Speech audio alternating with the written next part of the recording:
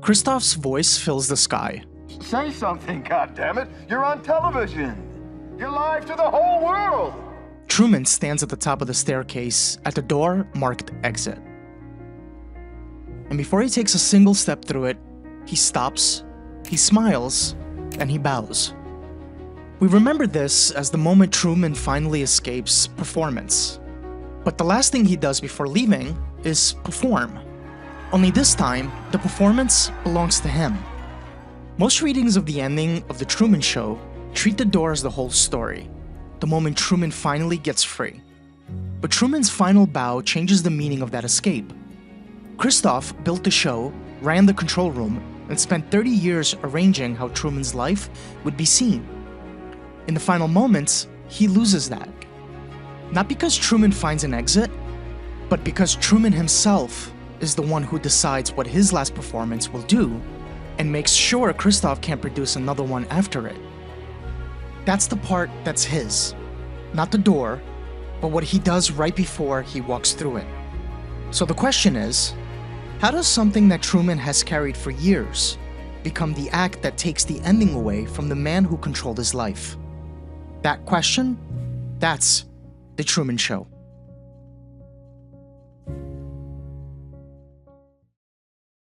Start at the beginning, in front of a bathroom mirror.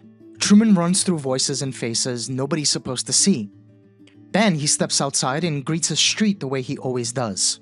Oh, and in case I don't see you, good afternoon, good evening, and good night. It's a habit he's been performing his entire life. Automatic, but also warm and sincere. He's performing not because someone is watching, but because that's just simply who he is. Christof describes this as the whole appeal of the show, that everything around Truman is manufactured, but Truman himself isn't.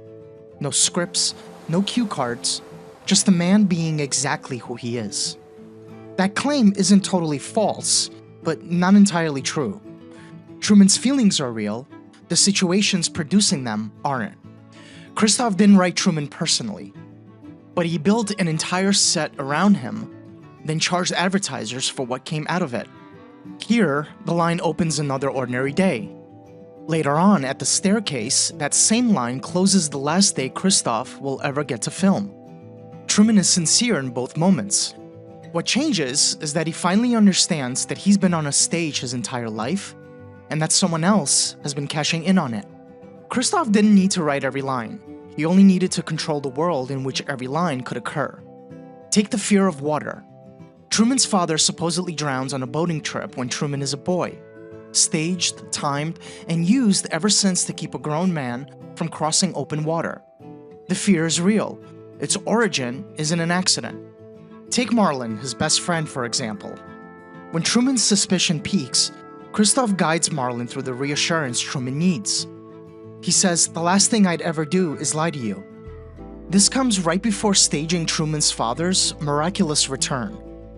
The relief on Truman's face is genuine, but everything that produced it was arranged, timed to music, and delivered as the show's emotional centerpiece. Or how about his wife Meryl? She's the closest one to him, which means she's also the most useful. Mid-argument, she can turn and start selling a can of cocoa mix like nothing happened. Christof doesn't need to script every sentence Truman says. He builds a world designed to make certain fears, certain choices, certain reunions more likely than others, and then films whatever Truman does inside of it. Christof manufactures the circumstances, Truman supplies the emotion. Christof packages the emotion and calls it proof that Truman is real. So how do you resist a production that can turn your own grief into the next episode? The cracks start small. A studio light falls out of a clear sky.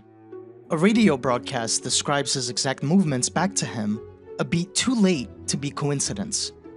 He takes notice and starts testing. He changes direction without warning, and the traffic reorganizes around him like it's following a script. Blocked at every turn, he says. Beautifully synchronized. Don't you agree? When he abruptly turns back, the same road is suddenly empty. It's no longer a hunch. The town is responding to him specifically. But the clearest break comes at home. In the middle of an argument, Meryl grips a mug and starts reciting ad copy about the hot cocoa in her hands. Truman is baffled. He stares at her. "What the hell are you talking about?" he says. She isn't answering him. She's speaking past them, to someone else, and finally breaks down. "Do something," she says, pleading with a third party neither of them names out loud. That's the moment the marriage stops making sense as a marriage. Somebody's been in the room with them the whole time. Truman doesn't have proof yet. He has something more useful. The certainty that asking questions only gives the world around him time to manufacture another answer. For a short while, Truman goes back to being exactly the man Seahaven expects. Mirror routine, cheerful greeting, mower, office, all of it. Christof's team relaxes. The predictable Truman is back. Except it isn't the same Truman everyone has come to know anymore. It's a decoy. The breathing Christof hears is coming from a recording. By the time the production realizes what happened, Truman is already gone. He escaped by giving them exactly what they expected to see. For years, his habits were the thing that let Christof predict them. Here, for the first time, Truman uses those habits to predict Christof, to know exactly what the production expects to see, and to hand it to them while he's somewhere else entirely. This isn't Truman seizing the show. It's Truman directing Christof's attention for one night well enough to disappear from it. But if Truman has already outsmarted the man who's watched him his entire life, if he's already slipped past the cameras and made it to the water, why does the final bow still matter? The basement escape worked because Christof believed he was watching the real Truman. What comes next works for the opposite reason. Nobody's being fooled. Christof's last move against Truman is the fear he built decades earlier. He sends a manufactured storm at a boat, turning the sea, the site of the fear Christof created, into a weapon against them one last time. Truman doesn't turn around. Instead, he ties himself to the wheel and sails straight into it, ultimately refusing the one response the fear was engineered to produce. The boat hits something solid, not a horizon, but a wall, painted to look like sky and sea.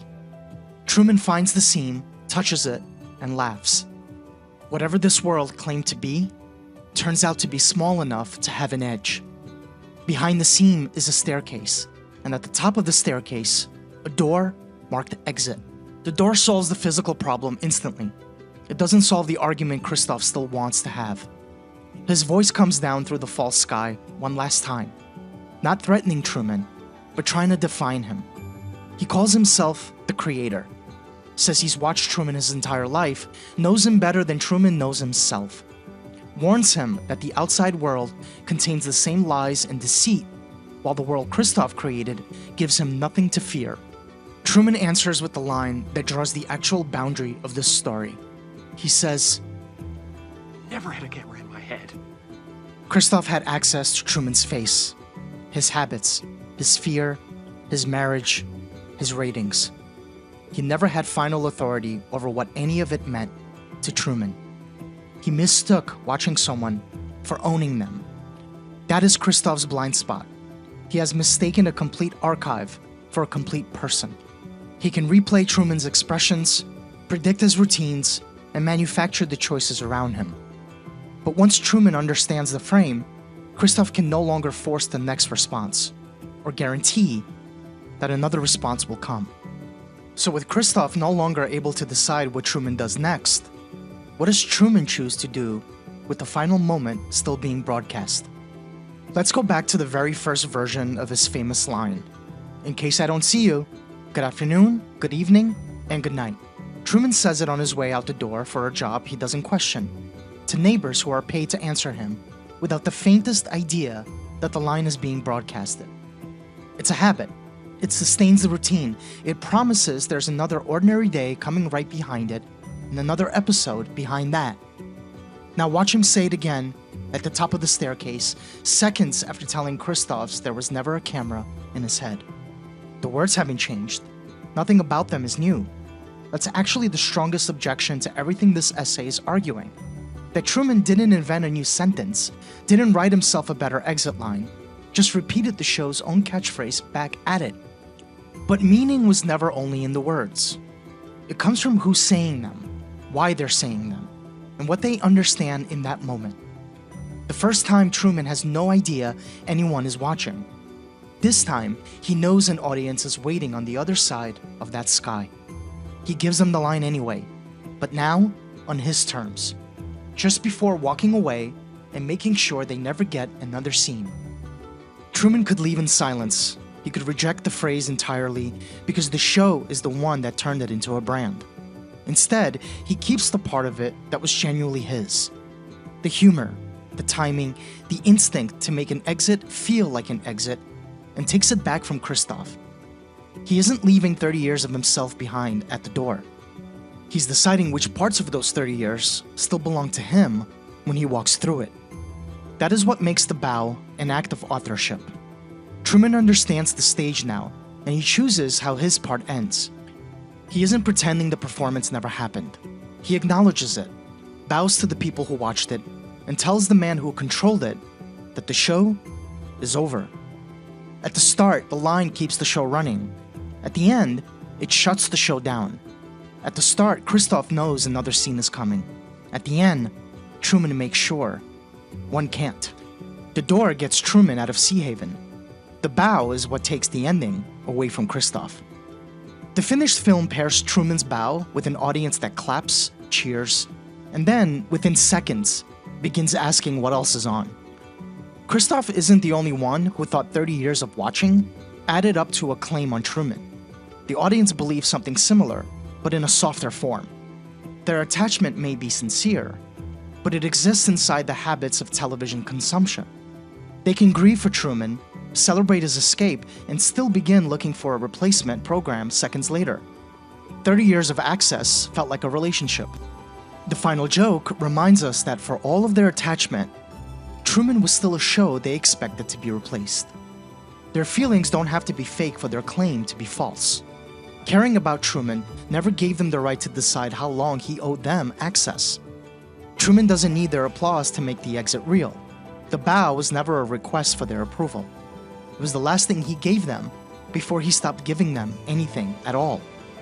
Truman never sits down at the control panel. He never touches a single camera. He doesn't have to. Truman stole the ending by making the show impossible to continue on Christof's terms. The words never changed, and for the first time, Truman decided what came after them. And maybe that's the real freedom the ending leaves us with. Not escaping everything that shaped us, but finally deciding what it gets to mean. This is The Prism, where we look again at the films we think we already understand and find the meaning hiding just beneath the surface. If that sounds like your kind of rewatch, subscribe, and I'll see you on the next one.